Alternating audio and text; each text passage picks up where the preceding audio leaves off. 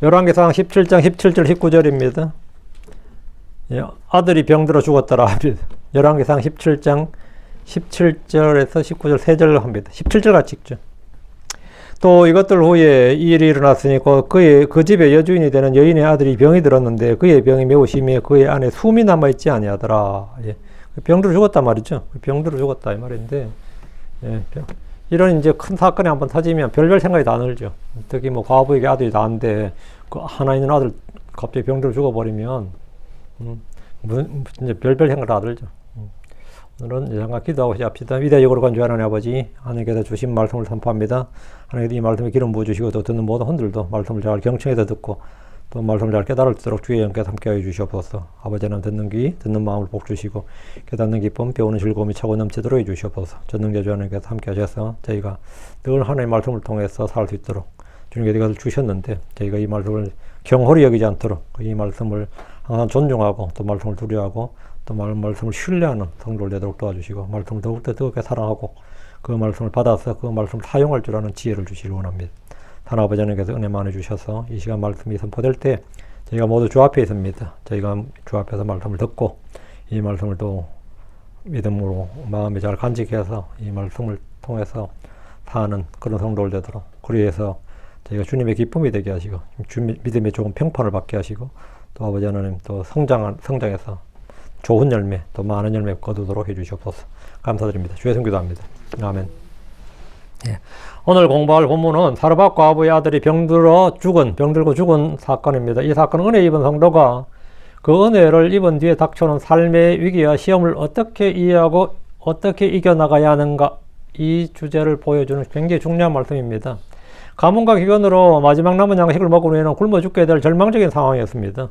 사르밧 과부는 그냥 사실은 그냥 조금 남아있던 거 먹고 자기 입으로 말했어요. 이거 먹고 죽는다고. 이거 먹고 나서 꼼짝없이 아사할 수밖에 없는, 굶어 죽을 수밖에 없는 그 절망적인 상황이었는데 그들은 주님의 공급으로 살았습니다.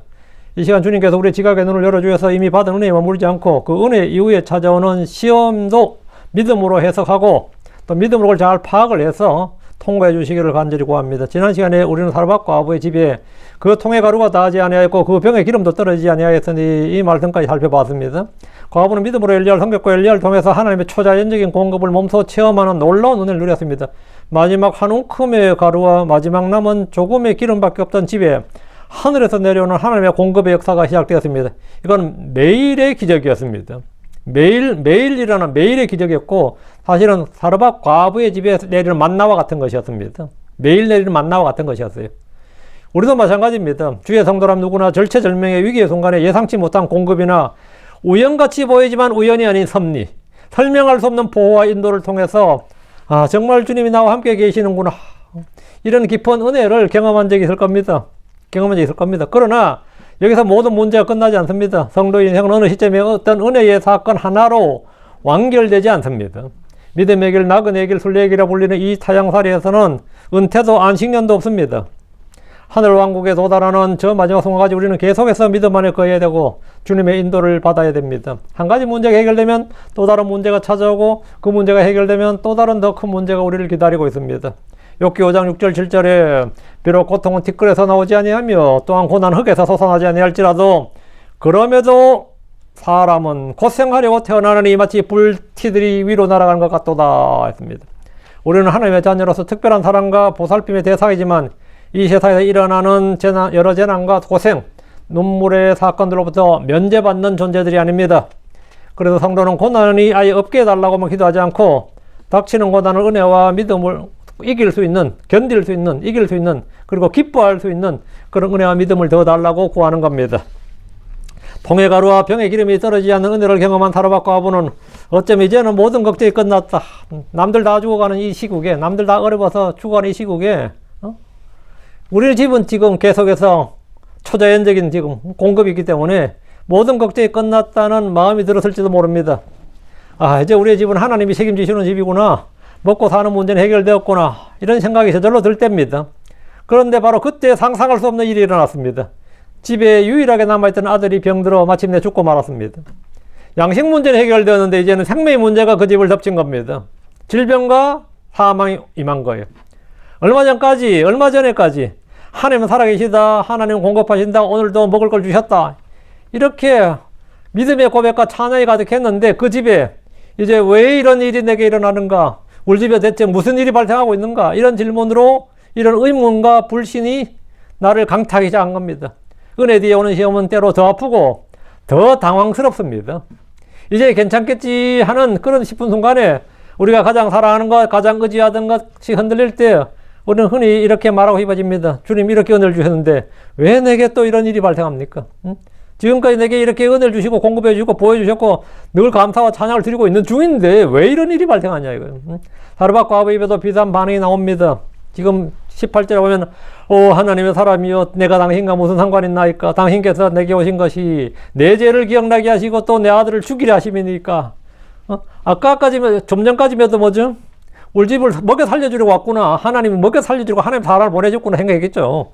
근데 지금은 어떤 생각이 드는 거죠? 내 죄를 기억나게 하고 내 아들을 죽이려고 왔느냐 이거예요. 그녀의 질문 속에는 죄책감과 오해와 혼란과 그리고 여전히 하나님을 향한 두려움이 섞여 있었습니다. 은혜를 받은 지 얼마 되지 않아 다시 찾아온 큰 시험 앞에서 그녀는 잠시 하나님의 마음을 오해했습니다. 이 장면은 우리 자신의 마음을, 우리 자신의 모습, 우리 자신의 형편, 사정을 비추는 거울과도 같습니다.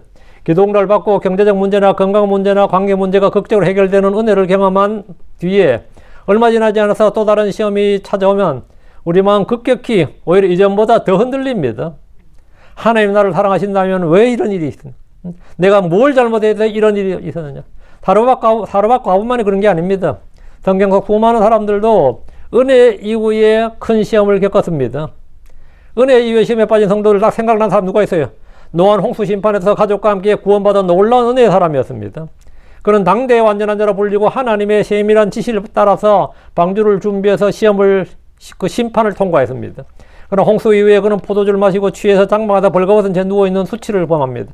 가장 큰 구원을 경험한 뒤에 가장 기본적인 절제에서 무너지는 모습입니다. 큰 은혜 이후도 인간의 연약함이 얼마나 쉽게 얼굴을 드러내는지를 보여주는 겁니다. 유다 역사상 가장 위대한 왕 중에 한 명으로 꼽힌 사람이 히스기야입니다. 히스기야 역시 은혜 이후의 시험을 극명하게 보여주는 왕입니다. 그는 하나님 앞에서 정직하게 행했고 우상을 제거했고 유다의 큰 영적 부흥과 회복을 일으키는 왕이었습니다. 또 아시리아의 침공 앞에서 전혀 힘이 없을 때 성전에서 얼굴을 땅에 대고 기도함으로 한밤에 아시리아 군대 18만 5천 명이 쓰러지는 기적적인 구출을 경험했던 왕입니다. 더 나아가 죽을 병에 걸렸을 때 하나님께 눈물로 기도해서 하나님보다 직접 내가 내 날에 15년을 더 하리라 이렇게 생명 연장에 15년의 그 생명 연장에 그 놀라운 은혜를 맛보았습니다.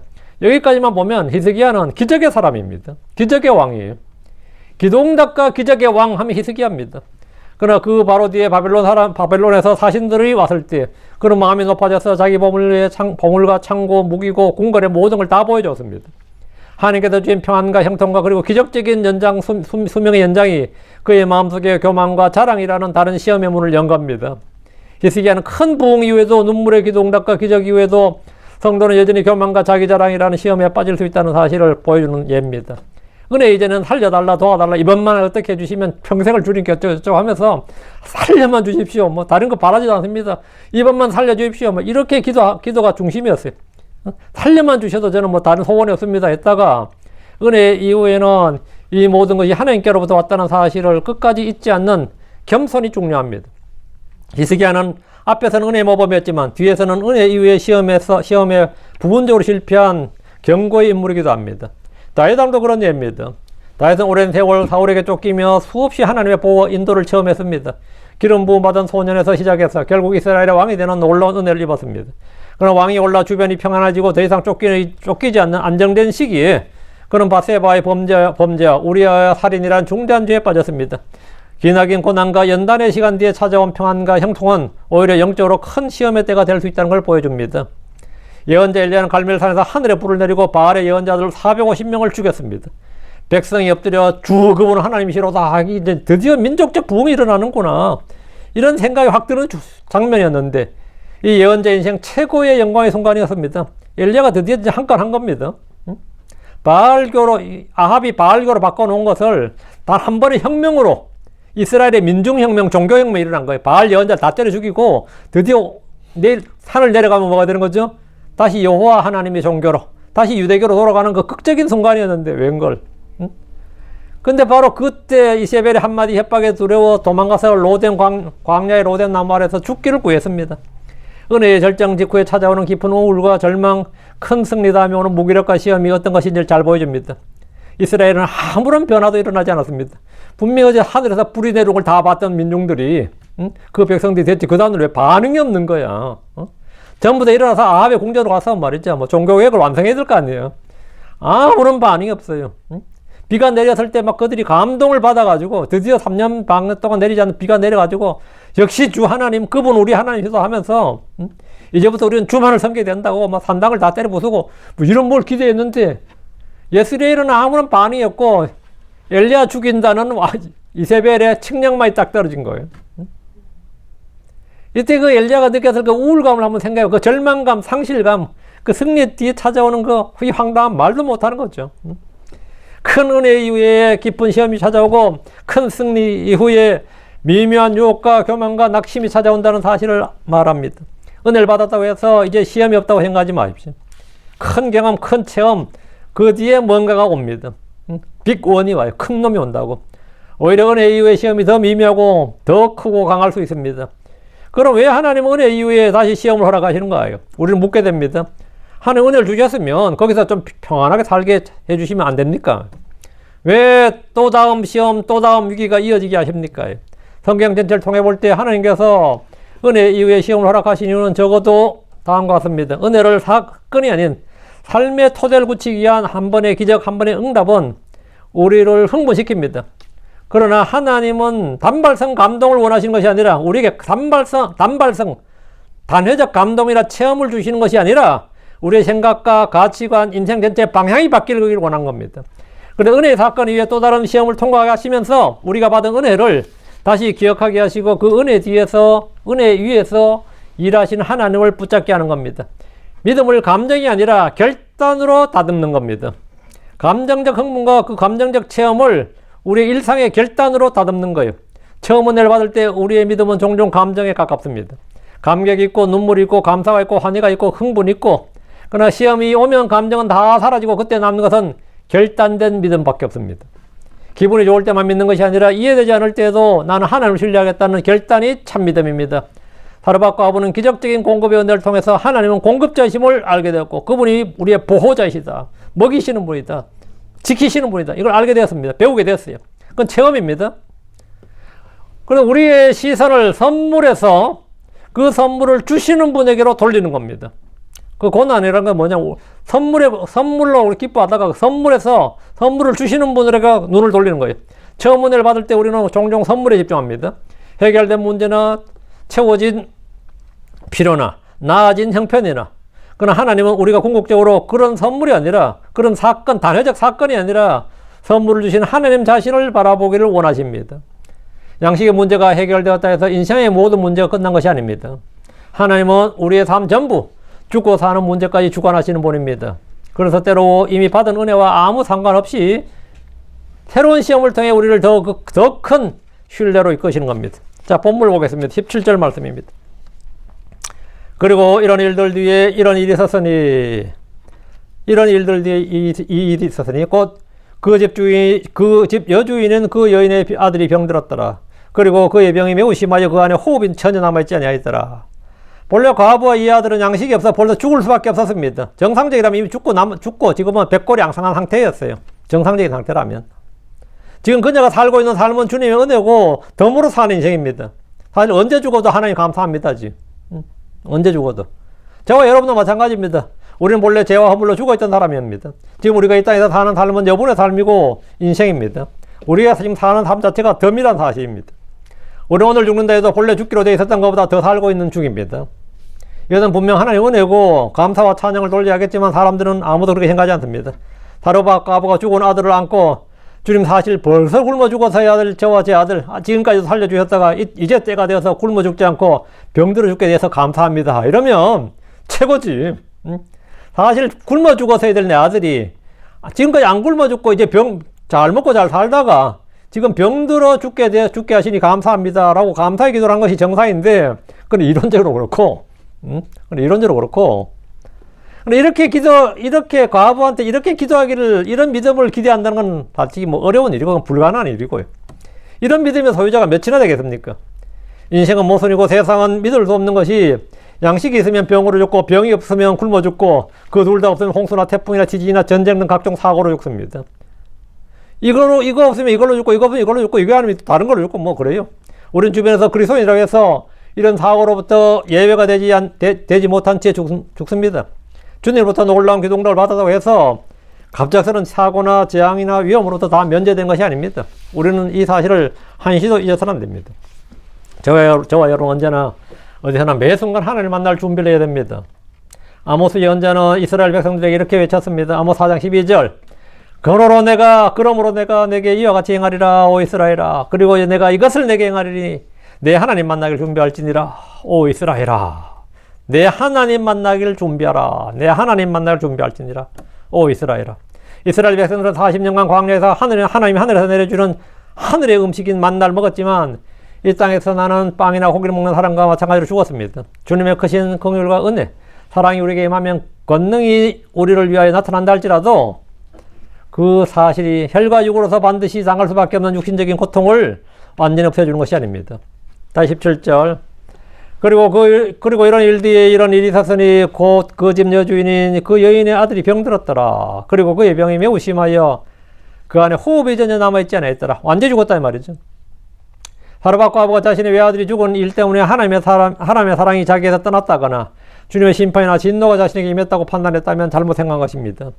주님은 10월 12장 6절에 이는 주께서 사랑하는 자를 친히 징계하시고 그분이 받아들이는 아들마다 채찍질하시기 때문이라고 하셨습니다. 맑은 날이 지속된다 해도 흐린 날이 있듯이 하나님의 선하신 돌보심 가운데도 섭리적인 훈련과 징계 손길에 늘 대비해야 됩니다.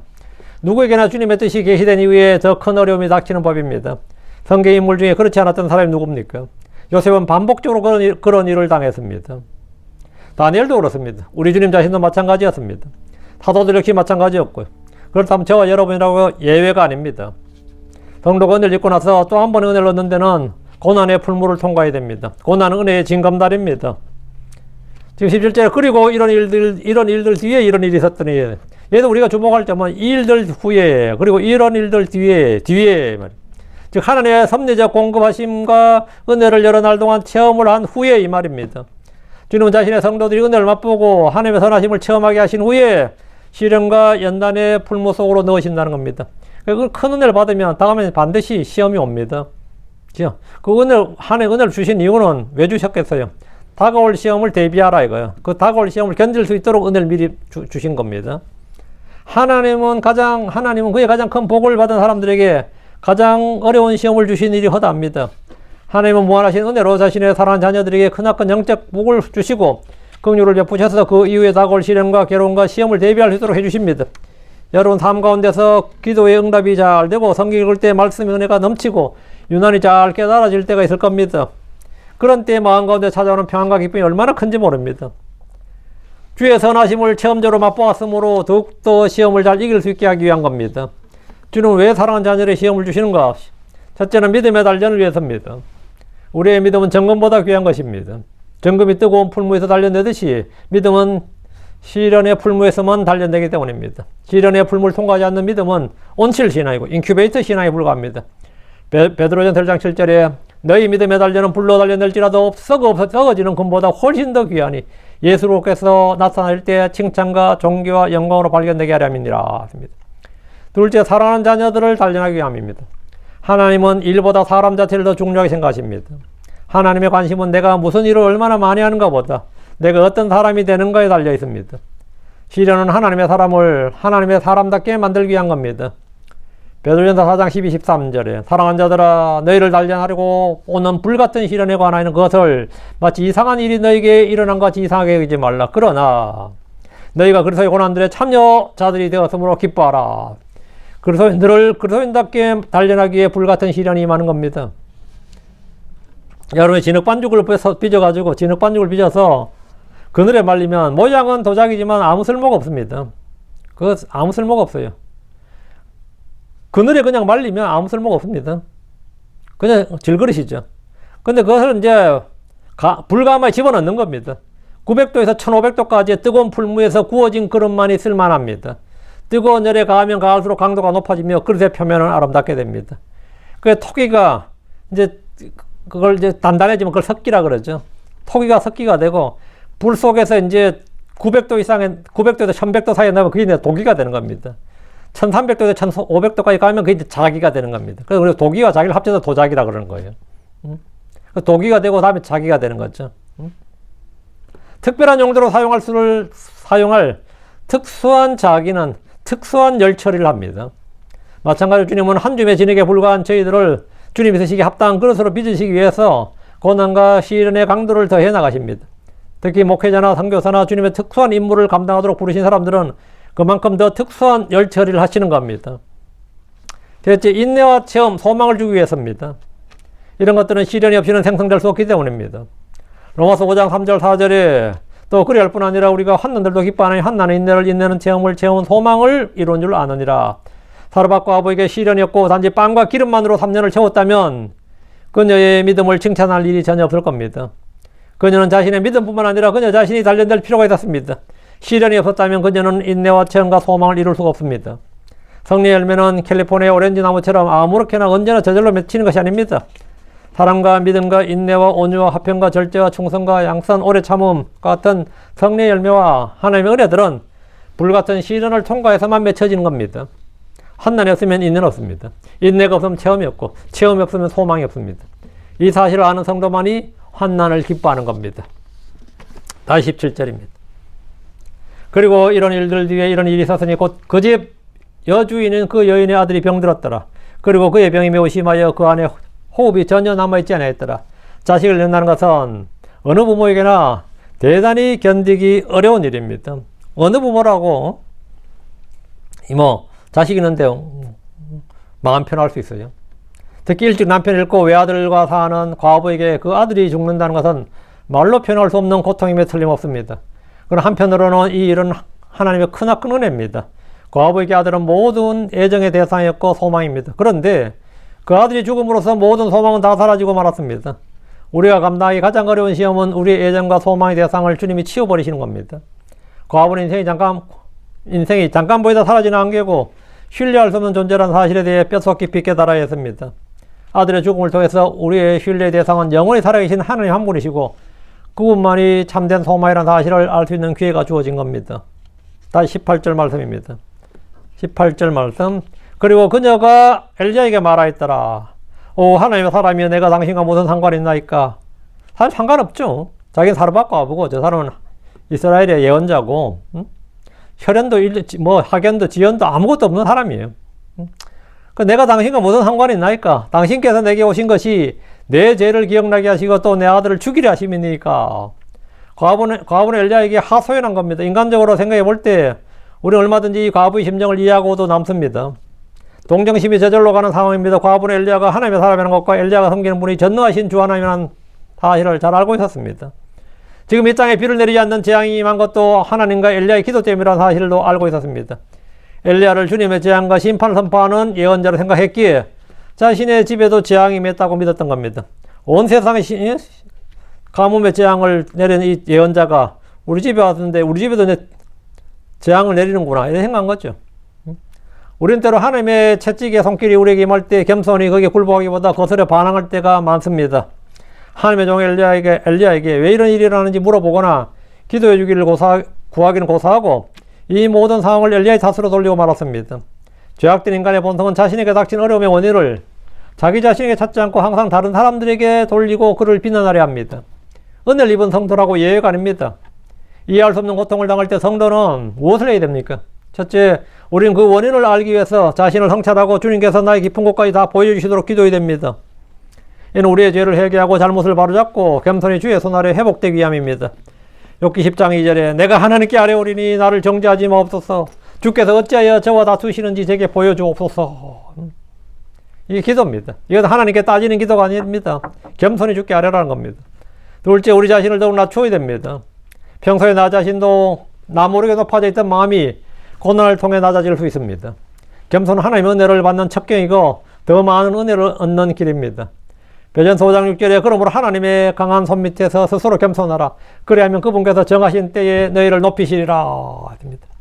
이제 주님께서 이전에 베푸신 은혜를 기억하고 고난 뒤에 다가올 영광을 바라봐야 됩니다. 베전서 5장 10절에 그러나 이 모든 은혜의 하나님 그분께서 우리를 부르사 그래서 예수님을 통해 자신의 영원한 영광에 이르게 하셨으니 너희가 잠시 고난을 받은 뒤에 너희를 완전하게 만드시고 굳건하게 하시며 강하게 하시고 정착시키시리라. 은혜 입은 성도가 고통을 당할 때 우리는 이 고통을 통해 하나님이 우리의 영혼에 유익이 되도록 해주시기를 빌고 그 고통이 그냥 무의미하게 고통으로 끝날 것이 아니라 나에게 뭔가 깊은 교훈과 배움을 주고 하나님을 영화롭게 향할 수 있도록 해주시기를 간청해야 됩니다. 문제가 없어 보이는 성도는 있을지언정 실제로 아무런 문제가 없는 사람은 없습니다. 우리는 그때마다 한 단계 한 단계 믿음의 승리를 할 수 있기를 간절히 바랍니다. 다시 18절. 오 하나님의 사람이여 내가 당신과 무슨 상관이 있나이까. 당신께서 내게 오신 것이 내 죄를 기억나게 하시고 또 내 아들을 죽이려 하심이니까. 왜 이런 말 한 것 같아요? 과부의 말을 좀 유념해서 보십시오. 과부는 이런 상황에서 엘리야를 여전히 하나님의 사람으로 인정하고 고백하고 있습니다. 하나님의 사람인 건 틀림없죠. 하나님의 예언자인 건 틀림없어요. 이거 뭐 겪어봐서 아는 거고요. 지금 자기들 뭐 빵을 먹고 기를 먹고 하니까 이건 아는 거죠. 과부는 이런 상황에서 엘리야가 여전히 하나님의 사람이 내가 틀림없는데 내가 당신과 무슨 상관이 있나이까 이 말은 내가 당신에게 뭔 잘못을 했단 말인가 이렇게 따지는 겁니다. 이 말이 지금 뭐가 일이 터졌는데 내가 당신과 뭔 상관입니까? 내가 니하고 뭔 상관인데 이 말은 뭐냐면 내가 니한테 뭐 잘못했는데 내가 니한테 뭔 큰 신뢰를 했거나 뭔 잘못했기에 지금 이 이야기예요. 과부는 아들이 죽을 때 맨 먼저 자신의 죄가 생각났습니다. 그는 시돈 지역에 살았고 그 지역이 바알 숭배 지역이기 때문에 그는 여기 바알을 숭배했음에 틀림없습니다. 그건 유대교 신자가 아닙니다. 하나님을 믿는 신자가 아니에요. 그건 바알 숭배자였습니다. 주 이스라엘 하나님께서 바알 숭배로 인해 가뭄의 재앙을 내리고 심판하신다는 사실을 알고 그녀는 자신의 과거 우상 숭배죄를 생각한 겁니다. 나도 사실 그러면 지금 이스라엘의 바알 숭배로 인해서 지금 이런 가뭄이 있고 재앙이 내린다면 그럼 나는 뭐야? 나도 바알 숭배자인데? 그럼 이제 드디어 우리 집에도 심판이 임한 거야? 이런 거죠. 응? 성도들은 고통과 재앙이 닥칠 때 맨 먼저 자신의 죄를 생각하게 됩니다. 매일 반복된 일상생활 가운데 우리는 하나님 앞에서 말씀대로 살지 못할 때가 너무나 많고 죄에 대한 회개와 경각심 없이 하루하루 지나가 버립니다. 더욱이 양식이 풍부해지고 채워지면 죄에 대한 회개는 생각지도 못합니다. 저는 여러분이 매 순간 자신을 돌아보고 회개하는 상황에 게으르지 않길 바랍니다. 하나님 앞에 순수하고 선한 양심으로 살아가기 위해서는 주님과 동행하는 삶을 살거나 아니면 우리의 등에 주님의 채찍이 가해지는 것밖에 없습니다. 과부는 자신의 죄로 인해 자신의 아들이 죽었다고 생각했고 엘리야를 통해서 하나님의 심판이 자신의 집에 임했고 드디어 우리 집에도 심판이 임했다 이렇게 생각을 한 겁니다. 특별한 은혜를 많이 받은 성도라 할지라도 죄를 오랫동안 쌓아두고 있으면 반드시 심판이 임합니다. 그것이 자녀의 죽음이든 배우자의 사별이든 질병이든 경제적 파산이든 사고이든지 간에 어떤 형태로든지 하나님은 그 죄를 기억나게 하시고 깨닫게 하십니다. 성도들이 은혜를 입은 후에 자신이나 가족에게 자신과 연관된 주변에 재난이나 큰 시련이 닥칠 때 취할 수 있는 가장 안전한 태도는 그 모든 일이 나를 향해 주님이 안배해 두신 손길로 알고 부지런히 자신을 점검하고 불법의 행위를 회개하고 고백하고 죄의 용서와 깨끗게 하심을 얻는 겁니다. 그래서 요한일서 1장 9절에 만일 우리가 우리의 죄를 자백하면 그분께서는 신실하시고 의로우시니 우리와 우리의 죄를 용서하시며 또 모든 불의 소리를 깨끗하게 하시느니라. 십자가의 피는 언제나 항상 적용될 수 있습니다. 주님 흘리신 보혈은 나의 죽은 행실로부터 우리의 양심을 깨끗하게 합니다. 십자가에서 흘린 주님의 피는 우리를 새롭고 산 길을 통해서 곧바로 은혜 왕자 앞으로 하나님 앞으로 나아갈 수 있게 합니다. 여러분에게 이 피가 있는 한 죄의 문제에 대해서는 영원한 해결책을 갖고 있는 겁니다. 그러나 불행하게도 은혜 입은 성도들이 마땅히 누려야 할 이런 이 피의 특권이라죠. 이 보혈의 특권과 은혜를 사용하는 대신에 불평과 원망으로 눈물을 흘리는 것은 슬픈 일이 아닐 수가 없습니다. 다시 18절. 당신께서 내게 오신 것이 내 죄를 기억나게 하시고 또 내 아들을 죽이려 하심이니까. 자녀를 잃게 되면 누구나 자신이 오랫동안 묵혀두었던 죄까지 기억해내는 경우가 많이 있습니다. 저도 자식 죽은 사람들 그 장례식에 가본 적이 있는데 특히 어머니들 문상 오는 사람들이 그렇게 막 욕과 저주를 쏟는 그런 거 많이 봤어요. 누구 때문에 그러고 하는 거를. 저희 교회에서 그런 일이 전에도 있었고요. 인천에서 한번 제가 서울 인천에서 한번 갔는데, 아유, 진짜, 못 들어주겠더라고요. 얼마나 막 이겨서. 그렇죠. 멀쩡한 젊은 자식이 죽었으니까, 간에 좀 문제가 있어 돌아가셨는데, 그 어머님이 감당을 빈소에서 감당을 못 하시더라고, 보니까. 그 다음에 그러니까 그동안 쌓여있던 묵혀놨던 것이 다 튀어나오는 거예요. 그 딸이 되게 민망해하더만. 어머님은 그러니까 그 딸이 어쩔 줄 몰랐던 기억이 나요. 저희 선배 목사님 중 한 분은 미국에서 박사학위를 받느라 늦둥이 아이를 가졌습니다. 사역을 시작하는 순간에 늦둥이로 태어난 외동딸을 잃어버렸습니다. 그 이름이 사라였어요. 딸내미 이름이 사라인데, 인물도 이뻤어요. 사라였는데, 노산이었죠. 그리고 또 늦게 태어났으니까 또 얘가 얼마나 더 귀여워요. 그래서 경찰에 실종 신고를 내고, 온 마을을 다 찾아 수십 바퀴를 돌았지만 아이를 찾지 못하자 방으로 들어가서 무릎 꿇었는데 평생 지은 모든 죄가 다 생각나더라는 겁니다. 평생 지은 모든 죄가 다 생각나더라는 거예요. 그래서 그는 아이를 찾게 해달라고 기도하기 위해서 무릎 꿇었다가 몇 시간 동안 눈물로 해결하는데 시간을 다 보내버렸습니다. 어릴 때 고학하며 어렵게 커서 가정고생을 다 해봤지만 아이를 잃어버린 그 사건보다 더 큰 시련과 마음의 각성을 주는 일은 자기에게 없었다 그래요. 하물며 과부에게 있다는 외동아들이 죽었을 때는 어땠겠습니까? 영적인 그리스도인들과 육신적인 그리스도인들은 평소에는 별 차이가 나지 않을지 몰라도 시험을 당해보면 확실히 차이가 납니다. 시련이 닥쳤을 때 자신의 삶의 태도를 돌아보며 자신의 현재 행실을 주의 깊게 점검하고 잘못된 점을 찾아내고 즉시 바로 잡는 사람은 영적인 그리스도인입니다. 그들은 주 앞에서 잠잠합니다. 성경에는 아들을 가르치고 훈육하는 데 실패한 몇몇 위대한 믿음의 사람들이 나옵니다. 자신들은 모두 위대한 하나님의 종들이었음에도 불구하고 자식들은 주님 앞에서 범죄에서 속죄롭이 죽어갔습니다. 모세와 더불어 출애굽을 이끌었던 아론은 자신의 아들 나답과 아비후가 주께서 명령하시지 않는 이상한 불을 들였다가 가져다 주님 앞에 나왔다가 즉사했습니다. 이때 아론은 잠잠했습니다. 그가 무슨 할 말이 있었겠습니까? 사무엘에서 승인 늙은 엘리 제사장 역시 자식 교육에 실패했습니다. 그래서 온 가족이 멸절당하리라는 주님의 말씀에 엘리는 이렇게 말했습니다. 사무엘상 3장 18절에 이에 사무엘이 모든 걸 세세히 그에게 말하였으며 또 그에게 아무것도 숨기지 아니하였더라. 이에 그가 말하였더라. 그분은 주시로다. 그분께서 그분이 선하게 여기시는 것을 행하실 줄로다. 하나님이 그렇게 말씀하셨으면 그렇게 하겠지 내가 어떡하라고. 이야기죠. 그분이 선하게 행하실지로다. 이 말은 엘리도 포기했다 이 말이에요. 내가 지금 그 말 듣고 내가 지금 어떻게 하란 말이냐 이거예요. 다윗은 자신의 악행으로 아이가 죽었을 때 처절하게 회개했습니다. 그의 회개와 눈물과 통곡은 시편 51편에 그대로 기록되어 있습니다. 손해가 얼마나 크든지 슬픔이 얼마나 깊든지 올바른 성도의 고백은 언제나 다음과 같아야 됩니다. 시편 119편 75절 내가 알거니 오 주여 주의 판단을 오르며 또 주께서 신실하신 가운데 나를 괴롭게 하셨나이다. 나를 괴롭게 하는 것도 뭐라고요? 주님의 신실하신 가운데 괴롭게 하셨고 그 일은 항상 주님 판단이 옳다고요.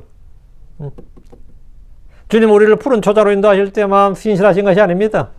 우리를 극심한 고난과 고통 가운데 두실 때도 주님은 신실하신 분입니다. 또 주께서 신실하신 가운데 나를 괴롭게 하셨나이다. 지금 사르밧 과부가 당하는 괴로움은 주님의 신실함 가운데서 당하는 괴로움입니다.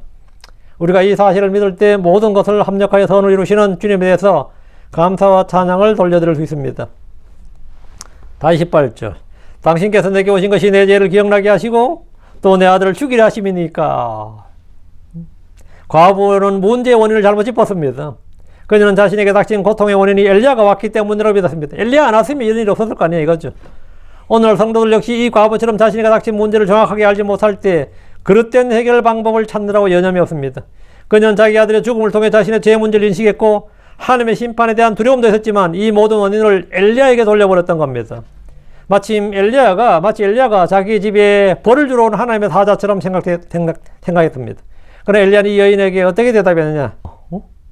은혜를 몰라도 이런 회개하라 이렇게 답하지 않았어요. 엘리야는 가혹하게 대답하지 않았습니다. 19절 그리고 그가 그녀에게 말하였더라. 내 아들을 내게 달라. 그리고 그가 그녀의 품에서 그를 데리고 나와 자기가 거하는 다락방으로 올라가서 자기의 침상 위에 그를 눕혔더라. 엘리야는 어처구니 없는 일을 당했지만 부드럽고 온유하게 대답했습니다. 잠언 15장 1절에 있는 그대로입니다. 부드러운 대답은 진노를 돌이키느니라. 그러나 심한 말들은 분노를 일으키느니라. 우리 주님 역시 그러하셨습니다. 베드로전서 2장 23절에 그분은 욕을 당하시되 맞대 욕하지 아니하셨고 그분께서 고난을 당하셨을 때 그분은 위협하지 아니하셨으니 도리어 의롭게 심판하시는 분에게 자신을 맡기셨느니라. 주님의 종은 반드시 다투지 말아야 되며 온유하며 겸손하신 주님의 모습을 몸소 보여줘야 됩니다. 내 아들을 달라. 죽어 있어요. 지금 죽은 아들 달라는 겁니다. 엘리야의 이 말은 그녀에게 믿음을 심어주기 위한 것이었습니다. 죽은 아이도 아이지만 문제는 죽은 아이가 문제가 아니라 살아있는 지금 과부의 믿음이 중요한 겁니다. 이 부분에 대해서 히브리서 기자는 이 과부가 믿음의 여인이라는 점을 분명히 밝히고 있습니다. 어디 나오냐? 히브리서 11장 35절에 이게 나와요. 히브리서 11장 35절에 믿음을 통해 여인들은 그들의 죽은 자를 다시 살려서 받았으며 나오죠. 이게 이 여인들을 할 때 여인 중에 한 명이 사르밧 과부입니다. 이 여인들은 그들의 죽은 자를 다시 살려서 받았다. 과부는 엘리야를 원망하고 불평한 것만 같은데 신약 성경은 그녀가 믿음으로 자기 죽은 자를 다시 살려받았다고 합니다. 우리는 구약 성경 어딜 봐도 사르밧 과부가 자식의 부활을 믿었다는 그런 기사를 읽어볼 수가 없습니다. 오히려 불신의 기사만 잔뜩 보입니다. 이 여인은 언제 이런 믿음이 생겼던 겁니까? 사르밧 과부는 엘리야와 함께 있는 동안 믿음이 생겼습니다. 그녀는 주 이스라엘의 하나님이 전능하신 하나님이고 이적과 기사를 베푸시는 분이고 죽은 자를 산자처럼 부르시는 분이고 비를 내리시지도 않고 비를 내리시기도 하시고 비를 내리지 않기도 하시고 기근을 보내시기도 하시고 지금 통에 있는 밀가루와 기름이 닿지 않는 기적을 통해서 계속해서 공급해 주실 수도 있는 그 주님은 전능자 하나님이란 믿음이 생긴 겁니다. 전에 이미 죽을 수밖에 없었던 자신들을 살리신 주님께서 지금도 동일하게 역사할 수 있다고 믿었던 겁니다. 그 아들을 달라 할 때 이 여자가 어떤 기분이 들었을 것 같아요? 그 한마디 들을 때 네 아들을 내게 달라 할 때 빛이 반짝하는 거예요. 혹시나?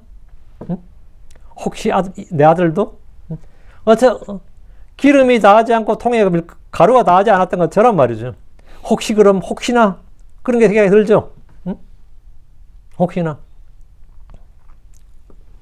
그러니까 번쩍 탁 뜨는 거죠. 그런 생각이 번쩍 탁 뜨는 거죠. 엘리야의 뜨겁고도 효과적인 기도를 통해서 아이가 살아났지만 히브리서 기자는 이렇게 말한 거죠. 믿음을 통해 여인들은 그들의 죽은 자를 다시 살려서 받았으며 아이가 살아난 것은 과부의 믿음의 결과였다. 이렇게 신약에서 지금 말해주고 있는 겁니다. 참으로 특이한 것은 구약 성경에는 그녀의 죄와 허물과 불신이 기록되어 있는 반면에 신약 성경은 그런 것들은 이런 방구도 없고 대신 그녀의 믿음과 믿음에 따른 보상에 대해서 기록되어 있습니다.